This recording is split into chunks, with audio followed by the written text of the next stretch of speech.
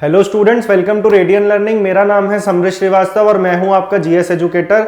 हमारा complete general awareness का revision course चल रहा है। हम मॉडर्न हिस्ट्री पे आ चुके हैं, पॉलिटी खत्म कर दिया है, एंशिएंट हिस्ट्री खत्म है, मध्यकालीन भारत खत्म कर दिया है और मॉडर्न हिस्ट्री जो बहुत ही इंपॉर्टेंट टॉपिक है, हम टारगेट कर रहे हैं आपके रेलवे के एग्जाम जो ग्रुप डी है, एनटीपीसी का CBT2 है, एफकैट का पेपर है, फिर आगे आपका SSC का एग्जाम है। तो हम सब बच्चों को लेकर के चल रहे हैं। आपका कंप्लीट जनरल अवेयरनेस मैं यहां पे रिवाइज करवा दूंगा एग्जाम से पहले। तो 2 या 4 क्लासेस बची होंगी, फिर मॉडर्न हिस्ट्री भी खत्म हो जाएगा। इसके बाद वाले जो टॉपिक्स होंगे ना, मैं आपको स्टैटिक जीके की फॉर्म में लाके दूंगा। स्टैटिक जीके कंप्लीट कराने वाला हूं मैं आपको स्टार्टिंग फ्रॉम 1 जनवरी। तो जो बच्चे जुड़े हुए हैं हमारे साथ वो कोशिश करें कि इसको ज्यादा से ज्यादा फैलाएं। नीचे कमेंट करके बताया करो लेक्चर्स कैसे लग रहे हैं, इन लेक्चर को यूज किस तरीके से करना है। 1 मिनट की बात हो रहा है, पेन और कॉपी लेके बैठना। यहां पे जो क्वेश्चंस करा रहा हूं उनकी PDF अब से आपको मिलेगी। रेडियन लर्निंग का हमारा टेलीग्राम चैनल है, उसको जाके आप ज्वाइन कर सकते हो। वहां पे आप अपनी बातें भी कह सकते हो, कोई बात करनी है आप मुझे बोल सकते हो, कुछ और पढ़ना चाह रहे हो खैर, ये तो अभी हमारा कोर्स ही चलेगा और हम बहुत तरीके से सिर्फ इंपॉर्टेंट चीजें आपको यहां पे कवर कराते हैं, कुछ भी फालतू का नहीं पढ़ाया जाता। क्वेश्चन की PDF वहां मिल जाएगी, लेकिन एक क्वेश्चन के साथ में जो मैं आपको 10 क्वेश्चन की इंफॉर्मेशन देता हूं वो आपकी रिस्पॉन्सिबिलिटी है कॉपी पे लिखना। दूसरा आपका काम है इस लेक्चर को जो भी आप देखते हो कम से कम 5 ग्रुप्स में या 5 लोगों तक ही जो आपकी रेंज है आपको फैलाना है। हम लोग अपने एंड से काफी मेहनत कर रहे हैं आपके लिए, तो आप भी थोड़ा सा सहयोग करो। मॉडर्न हिस्ट्री के अंदर हम कहां तक पढ़ चुके हैं, मैं आज आपको सोशल रिफॉर्म्स बताने वाला हूं, 1857 का रिवॉल्ट बताने वाला हूं।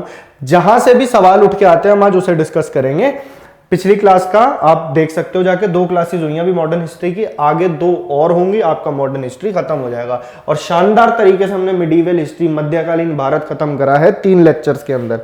थंबनेल में आपको वो मिल जाएगा, क्या बोलते हैं उसे, जो टॉपिक है कि कौन सा पढ़वाया हमने। Who was governor general of India during सिपाही म्यूटिनी? सिपाही विद्रोह के दौरान भारत का गवर्नर जनरल कौन था? अब सिपाही म्यूटिनी थी या फिर ये revolt of 18 first war of independence, हम लोग ये मानते हैं इसको। अभी इसके बारे में जो जो बातें हैं इंपॉर्टेंट, जहां से भी सवाल आपके पेपर में उठ सकता है, वो सब मैं आपको एक ब्लैंक स्लाइड पे लिखवा रहा हूं। तो आपके सारे क्वेश्चन एक बार में आप सॉल्व कर लोगे। उसे अपनी कॉपी में ऐसे का ऐसा लिख लेना। तो मैं लिख रहा हूं रिवॉल्ट ऑफ 1857, अपनी कॉपी में डाल सकते हो। जल्दी जल्दी लिखवाऊंगा एक एक पॉइंट, ठीक है। पहले तो ये जान लो कि इसके पीछे कारण क्या था। कारण तो एक था डॉक्ट्रिन ऑफ लैप्स।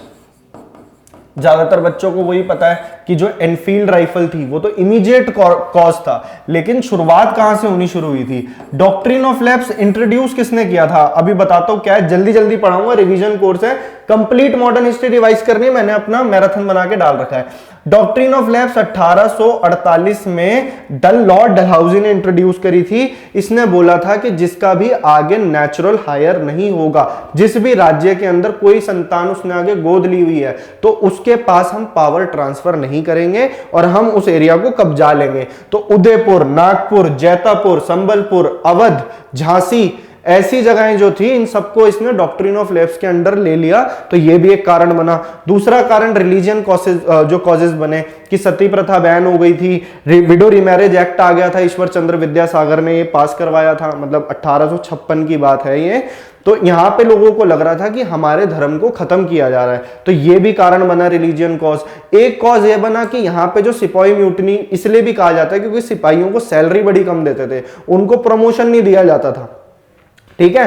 तो ये सब कारण मिलके, दूसरा हेवी टैक्स लिए जाते थे, गरीबी इतनी फैल चुकी थी, टैक्सेशन सिस्टम इतना खतरनाक था ब्रिटिशर्स का। तो ये सब कारण बने कि जिस वजह से कि ये टॉक्सिक एक तरह से कॉकटेल बन गया। और उसके बाद में ये फूटा जाके 1857 के इमीडिएट कॉज के बाद कि क्या हुआ था, बैरकपुर के अंदर एक राइफल इंट्रोड्यूस करी गई, उसका नाम था एनफील्ड राइफल।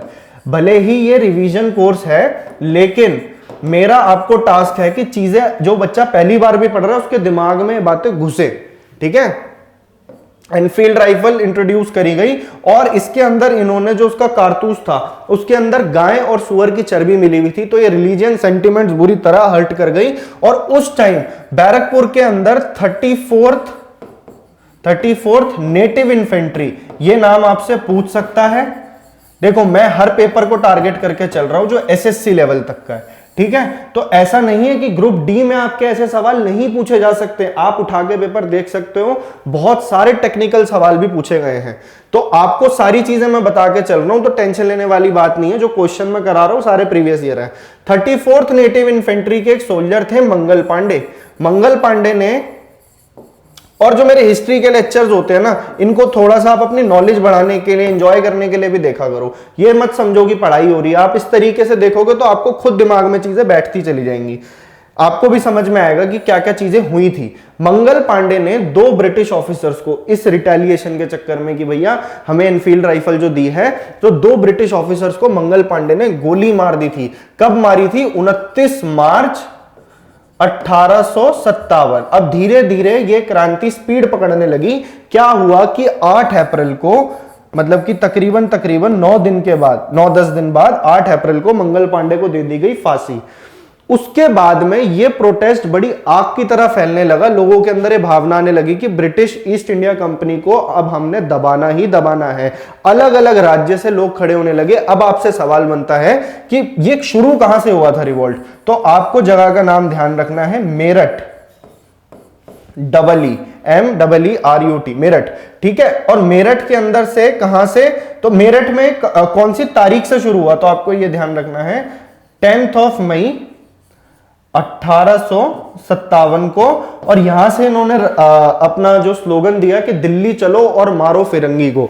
तो ये गए दिल्ली, और दिल्ली में जाके जो यहाँ पे सोल्जर्स थे, नॉर्मल लोग थे, तो सब एक साथ जुड़ गए और ब्रिटिशर्स को इन्होंने मारना शुरू करा। बहुत बुरी तरीके से रिवॉल्ट शुरू हो चुका था। ये लोग भागे दिल्ली, और दिल्ली के अंदर जाके इन्होंने बहादुर शाह जफर, जो उस टाइम के मुगल एम्परर थे, मुगल एम्परर के पास जो थी पावर, मुगल शासक थे उस वक्त बहादुर शाह जफर, पहले तो ये नाम आपको ध्यान रखना है, बहादुर शाह जफर। अब आप इतना पढ़ लोगे ना तो रिवॉल्ट एक इंपॉर्टेंट टॉपिक बनता है पेपर में, भले ही एक क्वेश्चन है, लेकिन ये क्वेश्चन आपका छूटने नहीं वाला।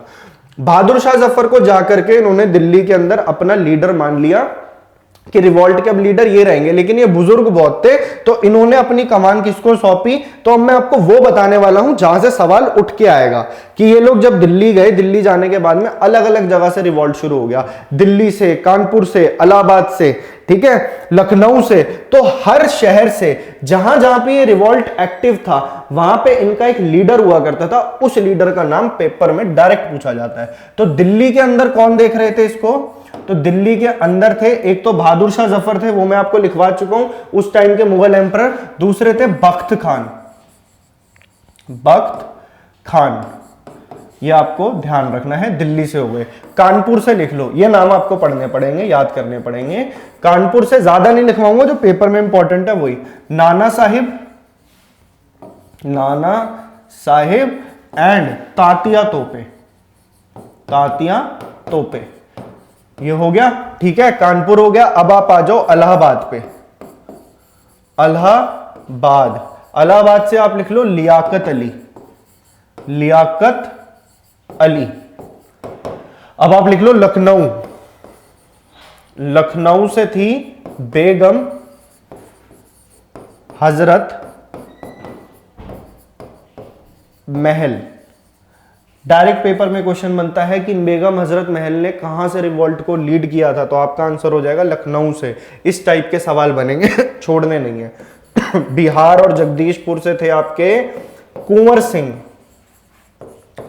कुंवर सिंह एंड अमर सिंह, अमर सिंह। 1-2 बार पढ़ोगे नाम याद हो जाएंगे, ज्यादा डिफिकल्ट नहीं है। बिहार हो गया आपका, लखनऊ हो गया, लखनऊ हो गया, इलाहाबाद हो गया, कानपुर हो गया। सबसे इंपॉर्टेंट जो है वो है आपका एक तो झांसी, झांसी से तो आपको शायद सबको ही पता होगा, मणिकर्णिका, रानी लक्ष्मीबाई, रानी लक्ष्मी बाई। इनके घोड़े का नाम था बादल, आपको मैंने लास्ट टू लास्ट क्लास में बताया होगा। तो ये हो गए। इसके अलावा आपके बरेली से थे खान बहादुर खान। तो इतने तो आपको नाम ध्यान रखने ही पड़ेंगे एग्जाम पॉइंट ऑफ व्यू से, क्योंकि ये इंपॉर्टेंट सेंटर थे जहां से कि रिवॉल्ट एकदम पीक पे था। तो ये रिवॉल्ट चला तकरीबन 1 साल। इसे मैं हटा रहा हूं। आई होप आप अपनी कॉपी में साथ साथ नोट डाउन कर रहे हो। लेक्चर अच्छा लग रहा है तो अब तक शेयर हो जाना चाहिए। अब ये रिवॉल्ट को बड़ी बुरी तरीके से दबाया गया। ब्रिटिशर्स ने यहाँ पे लोगों को तोप से बांध करके उड़ा दिया था, मतलब इतना खतरनाक तरीके से इन्होंने रिवॉल्ट को दबाया था। इसको पूरी तरीके से इस रिवॉल्ट को खत्म करने में, पूरा न्यूट्रलाइज करने में ब्रिटिशर्स को तकरीबन 1 साल लग गया था। तो 1858 जुलाई से लेकर दिसंबर तक में आप कह सकते हो कि शांति स्थापित हो गई थी। लेकिन ब्रिटिश ईस्ट इंडिया कंपनी की इमेज पूरी तरीके से खराब हो चुकी थी। तो उनके खिलाफ क्या एक्शन हुआ अभी मैं आपको बताता हूं। पहले आप थोड़ा सा और देख लो कि रानी लक्ष्मीबाई को ब्रेवेस्ट लीडर, पहली बात तो ये समझो रानी लक्ष्मीबाई की जो आखिरी लड़ाई हुई थी वो कहां हुई थी, पेपर में क्वेश्चन बना है और ये ग्रुप डी का सवाल है। ग्वालियर में इनकी डेथ हुई थी, ग्वालियर के अंदर। और इनको जो ब्रिटिश ऑफिसर इनसे लड़ने के लिए गए थे उनका नाम था ह्यू ग्रोस, ऐसे इनके स्पेलिंग है ह्यू रोस। इन्होंने कहा था रानी लक्ष्मीबाई को कि ये ब्रेवेस्ट लीडर हैं रिवॉल्ट की, ब्रेवेस्ट लीडर, मतलब उन्होंने भी तारीफ करी थी इनकी, bravest leader of the revolt. ठीक है, अब उसके बाद में और क्या परिणाम हुआ कि उसके बाद इस बैटल का कि जो बहादुर शाह जफर थे, बहादुर शाह जफर, इनको ना आगे भेज दिया गया रंगून, मतलब कि कैद कर लिया गया और इन्हें रंगून भेज दिया गया। रंगून भेजा तो वहां पे 1862 में इनकी मौत हो जाती है और इनके बच्चों को भी मार दिया जाता है। तो यहां पे जो मुगल एम्पायर था पूरी तरीके से एंड हो जाता है। जो नाम के राजा थे वो भी खत्म और पूरी तरीके से ब्रिटिश राज के अंदर आ जाता है India after government of India act 1858 के। अब इस रिवॉल्ट के लिए कुछ कुछ बातें बोली थी, आपसे पेपर में पूछी जाती है कि इसे first war of Indian independence कौन कहता है। First war of Indian independence, ये कई बार पेपर में सवाल बना है। तो ये कहा था वी.डी. सावरकर जी ने, वी.डी. सावरकर ने। ये बात आपको बिल्कुल ध्यान रखनी है, भूलना नहीं है। एक आपसे पूछ लेगा the first war of independence ये बुक किसने लिखी है। अगर उसने ऐसा पूछा the first war of independence, लिख लो अपनी कॉपी में, the first war of independence. मैं बोल रहा हूं उसको लिखते जाओ, क्योंकि अगर मैं सिर्फ लिखवाने में टाइम बिता दूंगा तो आगे के टॉपिक्स कवर नहीं होंगे। The first war of independence लिखी थी कार्ल मार्क्स ने, जिसने कि इनको बोला था कि 1857 की क्रांति के बारे में। और first war of Indian independence किसने लिखी है, अभी लिखो साथ साथ, वी.डी. सावरकर ने। उसके अलावा सिपाही mutiny and the rebellion of 1857 ये किताब लिखी है आर.सी. मजूमदार ने। दोबारा रिपीट कर रहा हूं, सिपाही mutiny and the rebellion of 1857 ये लिखी है आर.सी. मजूमदार ने। पेपर में बार बार सवाल यही बनता है, first war of Indian independence बोला किसने था, वो किताब के नाम है। तो ये कंफ्यूजन आपका दूर हो गया होगा आई होप। अब इसके बाद क्या होता है, क्योंकि मैंने जो जो सवाल बन सकते थे आपके पेपर में वो मैंने कोशिश करी है फैक्चुअल फॉर्म में आपको बताने की। अगर पूरा डिटेल में जाऊंगा तो उसके लिए पूरा एक लेक्चर चाहिए, लेकिन हमने अभी रिवाइज करना है। तो अभी पहले क्वेश्चन देख लेते हैं कि क्या पूछा गया था। Who was the governor general of India during सिपाही म्यूटनी, सिपाही विद्रोह के दौरान भारत का गवर्नर जनरल कौन था। गवर्नर जनरल ऑफ इंडिया की उपाधि सबसे पहले किसको मिली थी, लॉर्ड विलियम बेंटिक को। उसके बाद में गवर्नर जनरल ऑफ इंडिया होने लग गए। और गवर्नर जनरल की उपाधि किसको मिली थी, तो वॉरेन हेस्टिंग्स को। बच्चे इसमें बहुत कंफ्यूज करते हैं। अगर पूरे इंडिया के गवर्नर जनरल की बात करें तो वो विलियम बेंटिक से शुरू हुआ था। डलहाउसी के बाद एक गवर्नर जनरल आए थे जिनका नाम था लॉर्ड कैनिंग, लॉर्ड कैनिंग। अब ये थे आखिरी गवर्नर जनरल। क्यों थे आखिरी, ये उसी टाइम पे गवर्नर जनरल थे जब रिवॉल्ट ऑफ 1857 हुआ है। तो अभी आपका आंसर हो जाएगा लॉर्ड कैनिंग। अब क्या हुआ था, 1858 के अंदर ब्रिटिश पार्लियामेंट ने एक एक्ट पास करा, गवर्नमेंट ऑफ इंडिया एक्ट। अब ब्रिटिश क्वीन को आगे वो ले आए और ब्रिटिश राज पूरा क्राउन के अंदर आ गया था, ब्रिटिश क्राउन के अंदर। अब प्रॉपरली ब्रिटिश पार्लियामेंट इंडिया को कंट्रोल करेगी। ब्रिटिश ईस्ट इंडिया कंपनी को वहां से हटा दिया गया 1857 की क्रांति के बाद। इसके अंदर हुआ क्या, डॉक्ट्रिन ऑफ लैप्स को खत्म किया गया। दूसरी बात, ये जो पोजीशन थी गवर्नर जनरल की, इसको खत्म करके कर दिया गया वाइसरॉय। तो आपसे पूछा जाएगा फर्स्ट वाइसरॉय कौन थे, तो वो भी आंसर आपका लॉर्ड कैनिंग बनेगा। पूछे कि क्रांति के दौरान कौन थे आपके गवर्नर जनरल, तो आंसर हो जाएगा लॉर्ड कैनिंग। इनके ऊपर एक पोस्ट बिठाई गई जिसे कहते हैं सेक्रेटरी ऑफ स्टेट। ठीक है, तो ये भी एक पोस्ट बिठाएगी। वाइसरॉय होता था सबसे सुप्रीम पूरी इंडिया के अंदर, जो कि सारे मैटर्स देखेगा, और वाइसरॉय रिपोर्ट करता था सेक्रेटरी ऑफ स्टेट को। तो जो भी परिणाम हुए, जो भी चीजें आगे जाके घटी 1857 की क्रांति के बाद, मैंने वो भी आपको बता दी है इतने कम टाइम के अंदर। तो आप अब क्वेश्चन कोई भी लगाने के कैपेबल हो गए हो। Dash was prosecuted for leading the rebels to the revolt of 1857 and was exiled to Rangoon where he died in 1862।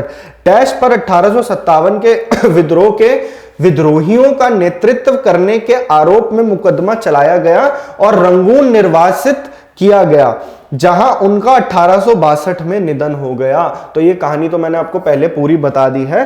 Bahadur Shah Zafar, जिनको दिल्ली में आके इनको एम्परर बनाया गया उस टाइम पे कि आप ही हमारे रिवॉल्ट को लीड करोगे, और ब्रिटिशर्स ने फिर उनको कर दिया काम। वेयर डिड द सिपाही म्यूटिनी स्टार्ट? सिपाही बगावत कहां से शुरू हुई? अगर टेक्निकली देखा जाए कि पीछे से कहां से हुई तो बैरकपुर होना चाहिए आंसर, लेकिन जो प्रॉपर जो ऑफिशियल माना जाता है वो मेरठ से शुरू हुई थी 10th ऑफ मई। ये डेट भी आपको ध्यान रखनी है, पेपर में डेट के साथ भी पूछ सकता है 1857, और पूछा गया है कई बार। तो मेरठ से ये लोग चले, दिल्ली चलो और मारो फिरंगी को का स्लोगन देते हुए, और ये आगे कहानी बनी है आपकी, जो मैंने आपको बता दी। क्वेश्चन इसके बहुत सारे थे, ले है क्वेश्चन प्रीवियस ईयर ही, तो मैं आपको वो भी ला सकता था, लेकिन टाइम हमारे लिए बहुत जरूरी है। आपको मैं थ्योरी और क्वेश्चंस का मिश्रण करके चीजें बताता हूं। जो मैं थ्योरी बता रहा हूं वो भी वन लाइनर्स ही हैं, फैक्ट्स ही हैं, और यही पेपर में आपसे घुमा फिरा के पूछे जाते हैं। Next question, Rani Lakshmibai was martyred at which place while fighting with Britishers? British से लड़ते हुए रानी लक्ष्मीबाई को देहांत कहां पर हुआ था? का देहांत कहां पर हुआ था? तो अभी मैंने आपको बताया था, ग्वालियर के अंदर। कौन इससे लड़ रहे थे? सर ह्यू ग्रो। साथ साथ रिवाइज करते रहा करो कॉपी में, आई होप आप चीजें लिख रहे हो सारी जो मैं आपको बता रहा हूं। Next, in dash India came under the direct rule of British crown? Bharat dash में ब्रिटिश साम्राज्य के प्रत्यक्ष शासन के अधीन आ गया था। तो 1857 में तो क्रांति हुई है, 1858 हो जाएगा इसका answer. Government of India act आया, ब्रिटिश क्राउन के अंदर आ गया इंडिया, और इसके अंदर डॉक्ट्रिन ऑफ लैप्स को खत्म किया गया। वाइसरॉय की पोस्ट बना दी गई, पहले वाइसरॉय थे लॉर्ड कैनिंग, और इनके ऊपर एक पोजीशन बिठाई गई सेक्रेटरी ऑफ स्टेट। कोई मौका नहीं छोड़ना, रिवीजन के अंदर भी हमने रिवीजन करनी है, ठीक है। तो अगर आपको ये चीजें पसंद आ रही हैं, आपके दिमाग में चीजें बैठ रही हैं, जो बच्चे नए भी जुड़े हैं तो वो जाके मेरे पिछले लेक्चर्स देखो। अभी तक हम सीरीज में थोड़ा सा आगे निकल आए हैं, लेकिन ऐसा नहीं है, मेरे लेक्चर्स बहुत बड़े होते हैं। आधे से 1 घंटे में मैं आपको पूरी सामूहिक इंफॉर्मेशन देने की कोशिश करता हूं, और हर सब्जेक्ट का हर कोना हम छूते हुए चल रहे हैं। 1 जनवरी से स्टैटिक जीके भी हम इसी तरीके से प्रिपेयर करेंगे। तो जिन्होंने अपना जनरल अवेयरनेस पूरी तरीके से स्ट्रॉन्ग करना हो, वो आके रेडियन लर्निंग से जुड़ सकता है। रेडियन लर्निंग को आप नीचे जाके सब्सक्राइब करो, उसका बेल आइकन दबाओ, तभी नोटिफिकेशन मिलेगा। रोज मेरी क्लास 4:30 बजे आती है। Revolt started in Bengal in 1859 to 60 due to the cultivation of. ये उस रिवॉल्ट की बात नहीं हो रही है, 1857 से बाहर निकल आओ। बंगाल में डैश की खेती के कारण 1859 से 60 में विद्रोह शुरू हुआ था। तो कौन सा रिवॉल्ट शुरू हुआ था? 1859 में। ये काफी इंपॉर्टेंट है, एग्जाम में पूछा जाता है। क्या था ना, बंगाल के अंदर इंडिगो की खेती, चाय की खेती, ओपीएम की खेती, इसी के पीछे ब्रिटिशर्स का ध्यान था। तो इंडिगो जो नील की खेती होती है ना, जब उसे करा जाता है तो एक तो फार्मर्स को क्या करते थे कि वो बिल्कुल कौड़ी की दाम में उनसे फसल खरीदते थे, उनको कोई मुनाफा होता नहीं था, और उसको इंटरनेशनल मार्केट में बहुत हाई वैल्यू पे बेचा करते थे। अब जब वो इंडिगो उगाता था ना अपने फार्म पे, तो वो जमीन पूरी की पूरी बंजर हो जाती थी आगे के लिए भी। तो इस वजह से बहुत गरीब हो गए थे किसान, और 1859 में इसी को रिटेलिएट करने के लिए क्या हुआ था कि एक इंडिगो रिवॉल्ट शुरू हुआ था। तो आपको ध्यान रखना है इंडिगो रिवॉल्ट की डेट, इंडिगो रिवॉल्ट। और ये इंडिगो रिवॉल्ट शुरू किसने किया था? तो ये 2 भाई थे, दिगंबर विश्वास, दिगंबर, बंगाली में विश्वास ऐसे करके कुछ बोलते हैं ना, दिगंबर विश्वास, और थे विष्णु चंद्र विश्वास, विष्णु चंद्र विश्वास।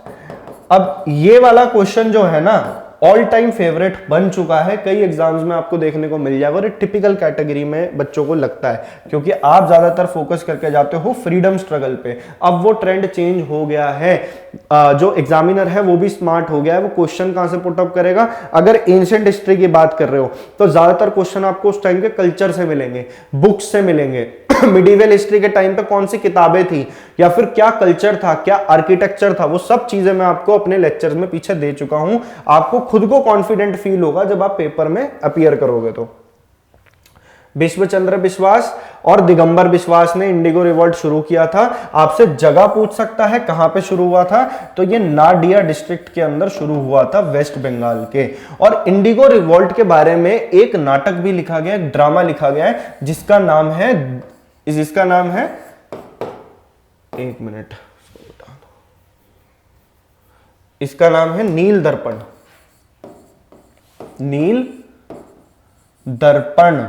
अब एक सवाल और बस याद कर लो यहां से इंडिगो रिवोल्ट से कि नील दर्पण जो था ये लिखा किसने था, ये आपसे कई बार पूछा जाता है। तो इसका नाम था दीन बंधु मित्रा। दीन बंधु मित्रा। अब आपको यहां से 2-3 नाम ध्यान रखने हैं। 2 तो ये हुए जिन्होंने रिवोल्ट शुरू किया था, दिगंबर विश्वास, विष्णुचंद्र विश्वास, और दीनबंधु मित्रा ने नील दर्पण लिखी थी, जो किताब थी इंडिगो रिवोल्ट को बताती है। इंडिगो रिवोल्ट नाडिया डिस्ट्रिक्ट में शुरू हुआ था 1859 में। इसी तरीके से आप अपनी कॉपी में चीजें लिखोगे और आपका आंसर हो जाएगा इंडिगो। ठीक है। खाना पूर्ति मैं करता नहीं कि मैं अभी आपको रिवीजन के नाम पे फटाफट आपको फैक्ट्स थ्रो करता रहूं जैसे और टीचर्स करते हैं और अपना पूरा नाम लिख देते कि नहीं हम तो इतने 1000 क्वेश्चंस दे रहे हैं, ये दे रहे हैं, वो दे रहे हैं। जो बच्चे नए हैं वो आपसे कैसे कनेक्ट करेंगे, जिनको कुछ नहीं आता, पॉलिटी में जिनको कुछ नहीं पता, हिस्ट्री में कुछ नहीं पता। अभी तो मैं आपको डिटेल में नहीं पढ़ा रहा हूं, अगर मैं डिटेल में जाऊंगा तो आपकी जनरल अवेयरनेस खुद आपको लगेगा कि हाँ अब मजा आ रहा है। और आप ये भी एक बार आपका फाउंडेशन कोर्स हो जाएगा, ये आप लेके देखो एग्जाम में जरूर इसका बहुत फायदा होने वाला है आपको। नील दर्पण रिटन बाय डैश, अभी तो बताया तो उस पर हम टाइम वेस्ट नहीं करेंगे। नील दर्पण किसने लिखा था? दीन बंधु मित्रा ने। दीन बंधु मित्रा, नील दर्पण। नेक्स्ट क्वेश्चन पे आ जाओ। इन 1928 बरदोली सत्याग्रह वॉज फाइनली लेड बाय। 1928 में बरदोली सत्याग्रह अतः डैश के नेतृत्व में किया गया था। पुराने साल का एनटीपीसी का क्वेश्चन है ये, और मैं जो इस साल में एनटीपीसी की 131 शिफ्ट हुई है वहां से भी क्वेश्चन मैं आपके लिए लेके आ रहा हूं। तो ये हो गई बात 1928 की। 1928 में बरदोली के अंदर ये इंपॉर्टेंट है इसलिए लिखवाया है, कुछ भी फालतू नहीं है। बरदोली गुजरात के अंदर एक सिविल डिसोबीडियंस मूवमेंट कह सकते हो आप, बरदोली सत्याग्रह कह सकते हो, ये शुरू हुआ था। और इसके पीछे गांधी जी नहीं थे, इसके पीछे जो इंपॉर्टेंट लीडर थे तो वो थे आपके वल्लभ भाई पटेल। वल्लभ भाई पटेल। ये फैक्चुअल क्वेश्चन है, ऐसे का ऐसा ही पेपर में उठ के आता है। बरदोली सत्याग्रह में भी वही टैक्सेशन के चक्कर में चल रही थी प्रॉब्लम कि किसानों से बहुत ज्यादा टैक्स वसूला जाता था, और ये सत्याग्रह में ये कामयाब भी हुए अपनी बातें मनवाने के लिए। और वहां की लेडीज ने वल्लभ भाई पटेल को यहीं से टाइटल दिया था सरदार का। तो अगर पूछा जाए सरदार टाइटल इनको कहां से मिला, यहीं से एक नेशनल लीडर बन के उभरे और यहां से बहुत पॉपुलर हो गए थे सरदार वल्लभ भाई पटेल। बरदोली सत्याग्रह 1928। 3-4 चीजें ध्यान रखना। अभी आगे बढ़ेंगे फ्रीडम स्ट्रगल पे तो बाकी सारी चीजें भी मैं आपको साथ साथ करवाता जाऊंगा। तो यहाँ वल्लभ भाई पटेल की बात हो रही है, बच्चे लगाए जाते हैं महात्मा गांधी।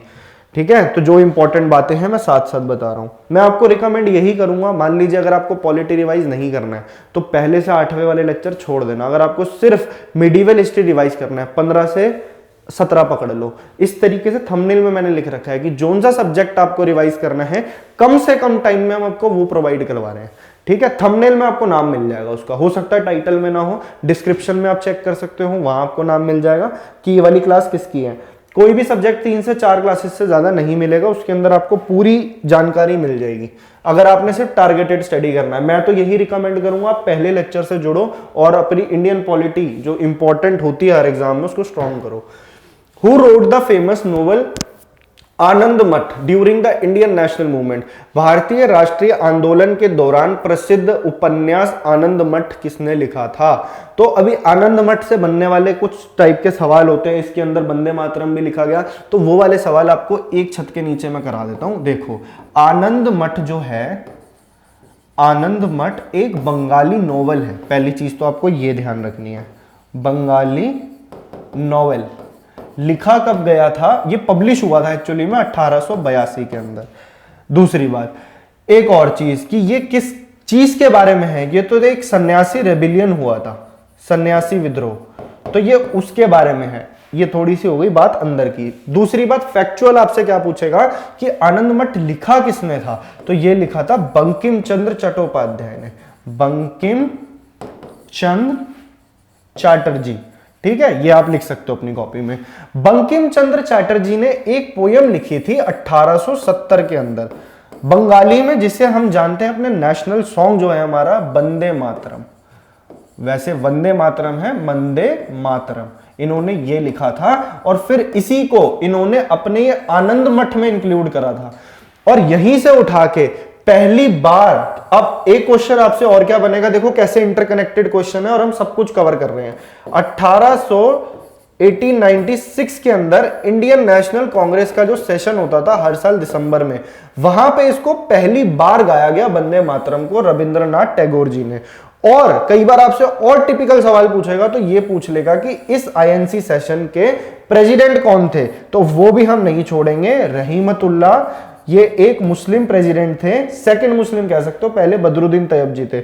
और मुस्लिम प्रेसिडेंट के अंदर ये जो है आपका आईएनसी का सेशन हुआ था रहमतुल्लाह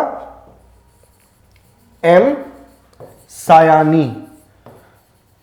तो उस टाइम पे 1896 के अंदर आपके जो है वंदे मातरम गाया गया रविंद्रनाथ टैगोर द्वारा और 1911 के अंदर नेशनल एंथम हमारा जो है जन गण मन वो गाया गया था। तो देखो कितना सारा फैक्ट मैंने आपको एक ही जगह पे प्रोवाइड करा दिया।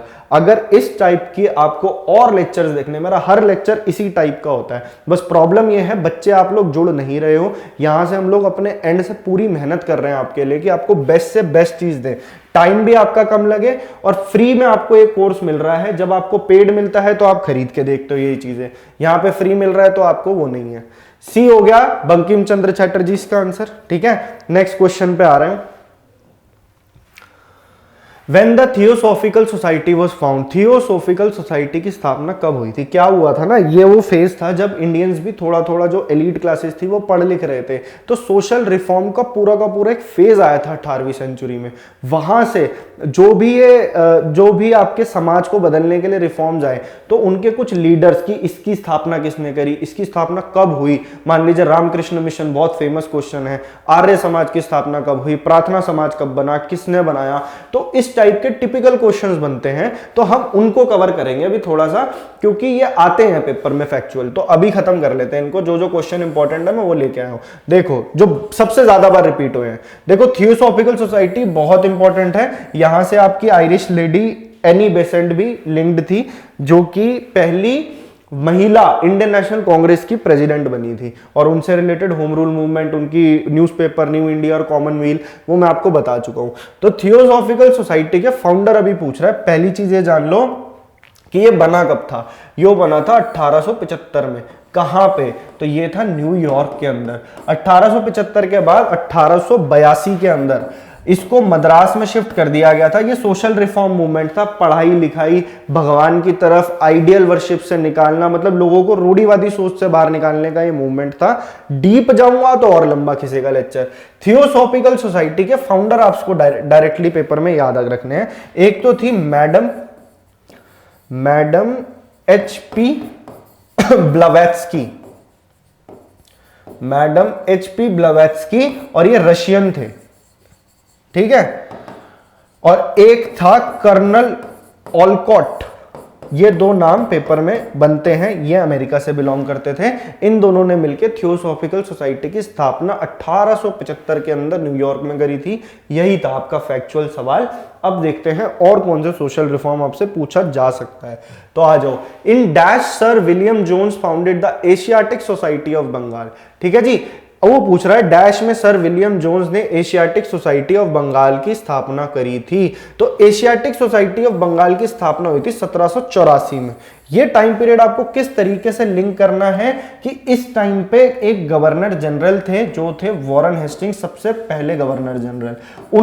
उनकी रुचि इस चीज में थी कि यहाँ पे हम जो हमारे सब्जेक्ट्स हैं जिन पे हम राज कर रहे हैं, तो हमें उनका रीजनल लिटरेचर, वहां का कल्चर, उसको बड़ा शौक था पढ़ने का, ऐसी चीजों का। तो इसी के अंडर विलियम जोन्स ने एशियाटिक सोसाइटी की स्थापना करी थी वेस्ट बंगाल में।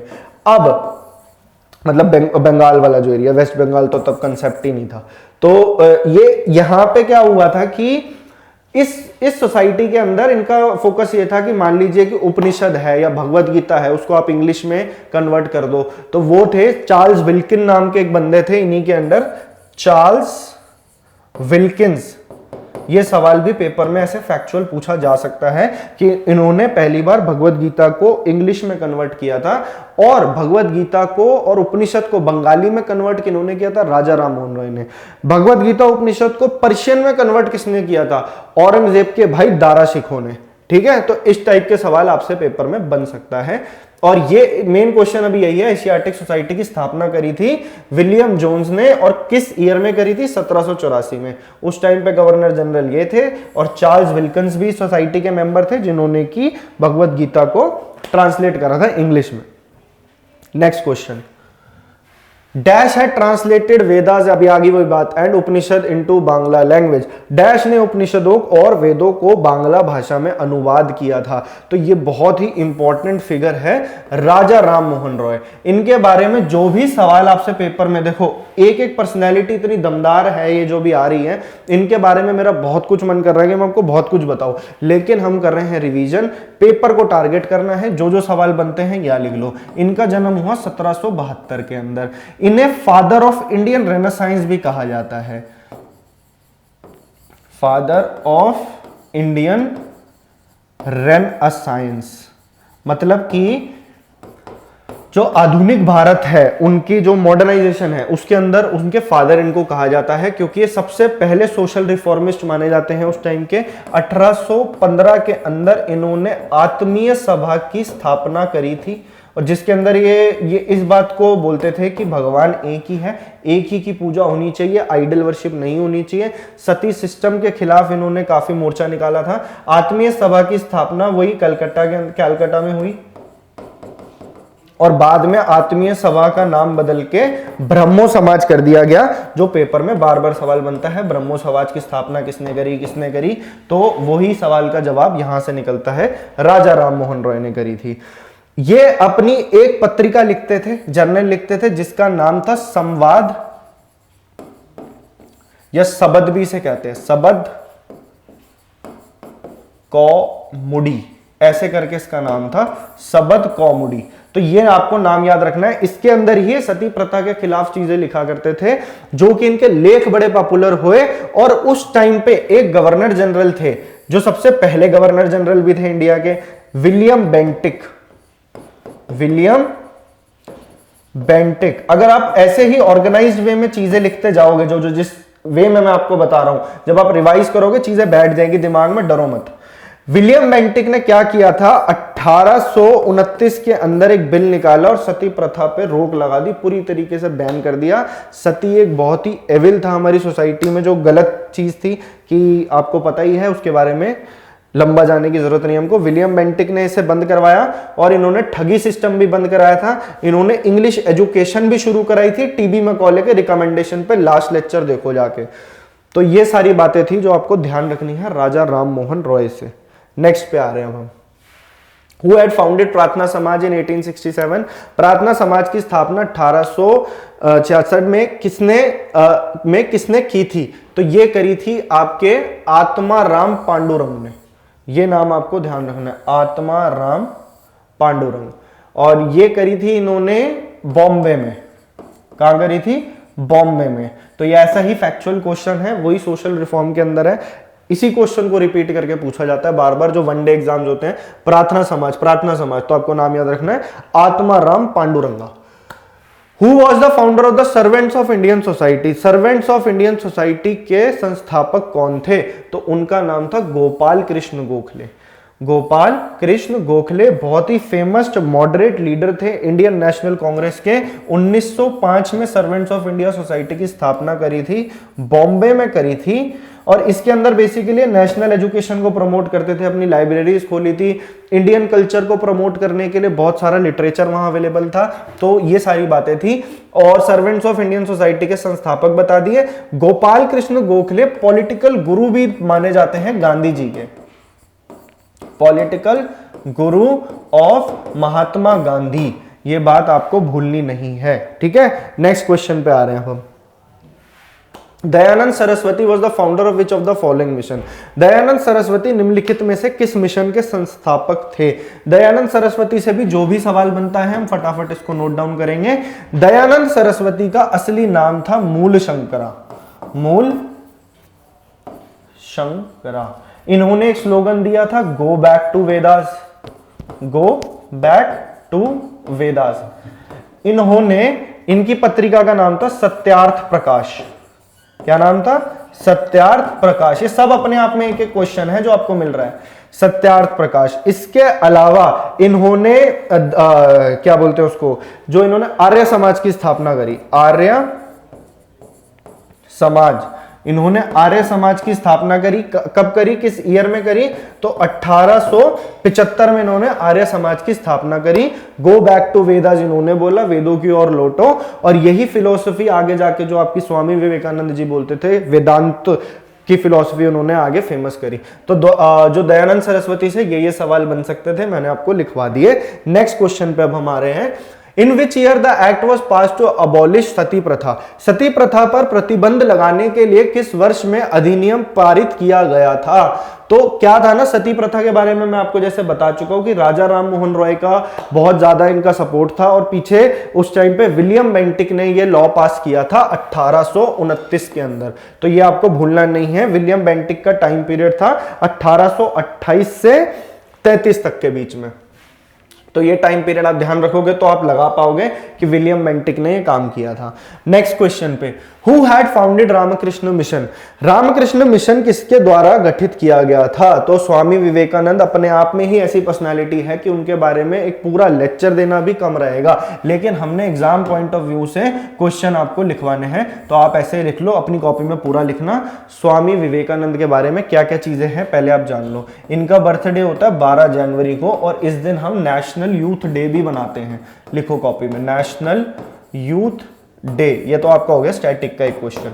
दूसरी चीज, स्वामी विवेकानंद के गुरु का नाम था रामकृष्ण परमहंस, राम कृष्ण परमहंस, ठीक है। और इन्होंने किसकी, इन्होंने वेदांत की फिलॉसफी दी थी। किसकी? वेदांत की, कि वेद ही हर चीज का अंत है। सारे आपके सवाल जवाब आंसर सब उपनिषद और आपके भगवत गीता वेदांत में मिल जाएंगे, ठीक है। तो ये हो गई इनकी फिलॉसफी, और उन्होंने इस फिलॉसफी को, हिंदुइज्म के कल्चर को पूरे वर्ल्ड में फेमस किया था। उसके लिए अभी एक इवेंट बताऊंगा। पहली चीज आप इस क्वेश्चन का आंसर देख लो कि इन्होंने रामकृष्ण मिशन की शुरुआत करी थी। किसकी? रामकृष्ण मिशन। और ये कहां करी थी? इन्होंने एक रामकृष्ण मठ बनाया था बेलूर के अंदर। इसे बेलूर मठ भी कहा जाता है, जो कि आपका बंगाल में पड़ता है। ये साथ साथ लिखते जाओ, कहां पड़ता है? बेलूर मठ, बंगाल के अंदर। रामकृष्ण मिशन की शुरुआत इन्होंने करी थी स्वामी विवेकानंद जी से, विवेकानंद जी ने। तो दूसरी चीज आपको क्या ध्यान रखनी है, इन्होंने सबसे इंपॉर्टेंट इवेंट 1893 के अंदर पार्लियामेंट ऑफ वर्ल्ड रिलीजन्स, एक पार्लियामेंट हुई वर्ल्ड रिलीजन्स की। कहां हुई थी? तो ये फेमस वेन्यू है आपका शिकागो, और इनकी स्पीच भी सबसे ज्यादा फेमस है वहां पे, brothers and sisters of America. तो वहां से इनकी स्पीच शुरू हुई थी, और ये बड़ी फेमस स्पीच है, parliament of world religions 1893 held in Chicago. Swami Vivekanand started his speech with brothers and sisters of America. तो ये सारी बातें थी जो स्वामी विवेकानंद से आपसे वन लाइनर्स पूछे जा सकते हैं। मैंने एक जगह पे आपको लिखवा दिए। अब पेपर में आप पूरा कॉन्फिडेंट होके जाओगे कि हाँ यार, हमें हिस्ट्री में पहले कुछ नहीं आता था, अब हमने काफी कुछ देख लिया। बेलूर मठ लोकेटेड कहाँ है? तो अभी मैंने आपको बताया वेस्ट बंगाल। तो आपका आंसर आ चुका है। नेक्स्ट क्वेश्चन देख लेते हैं। Who is considered as the father of modern Indian renaissance. आधुनिक भारतीय नव जागृति का जनक किसे माना जाता है? तो वही है आंसर आपका, राजा राम मोहन रॉय। 1772 में बर्थ हुआ था, आत्मीय सभा की स्थापना करी थी, ब्रह्मो समाज की स्थापना करके सती प्रथा को बैन कराया था, और इनकी मैगजीन जो थी उनका नाम भी मैं आपको बता चुका हूं। तो आज का लेक्चर कैसा लगा ये आप नीचे जाके कमेंट में बताओगे। पीडीएफ लेने के लिए आप रेडियन लर्निंग का ग्रुप ज्वाइन करोगे टेलीग्राम पे, और हमें ज्यादा से ज्यादा आपने सपोर्ट करना है, बस यही है आपकी फीस। आपको फ्री में बहुत बढ़िया यहाँ पे लेक्चर्स दिए जा रहे हैं जनरल अवेयरनेस के। कंप्लीट जनरल अवेयरनेस आपकी रिवाइज हो जाएगी एग्जाम से पहले। तो मिलते हैं हम अपनी नेक्स्ट क्लास में। 21st लेक्चर आएगा हमारा, इसके बाद 21वां आ जाएगा, और 2-3 क्लासेस के अंदर हम मॉडर्न हिस्ट्री वाइंड अप करके 1 जनवरी से आपको स्टैटिक जीके पूरी कराने वाले हैं, और उसका पीडीएफ पूरा आपको मिलेगा। ठीक है, तो thank you so much, keep learning, all the best for your exams.